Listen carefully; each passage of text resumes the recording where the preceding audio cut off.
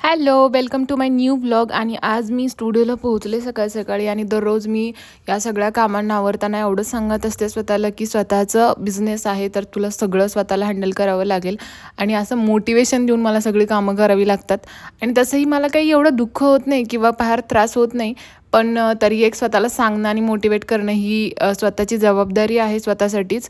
आणि कायम पॉझिटिव्ह ठेवणं स्वतःला ही सुद्धा एक गोष्ट चांगली आहे आपल्या बिझनेससाठी. त्यामुळे मी स्वतःला मोटिवेट करतच असते. त्याचप्रमाणे मी आजची सगळी कामं करून घेतली. फॅन पण खूप खराब झाला होता, तो पण व्यवस्थित क्लीन करून घेतला. आणि तोपर्यंत माझे स्टुडंट देखील आले आणि त्यांचे इन्स्पो वगैरे बघून झाल्यानंतर मी थोडीशी पूजा केली, कारण आज त्या थोड्या लवकरच आल्या होत्या. आणि मग टेबल वगैरे लावून घेतला. अजून 2 स्टुडंट येणार होते, त्यामुळं त्यांच्यासाठी सिटिंग अरेंजमेंट करून घेतली.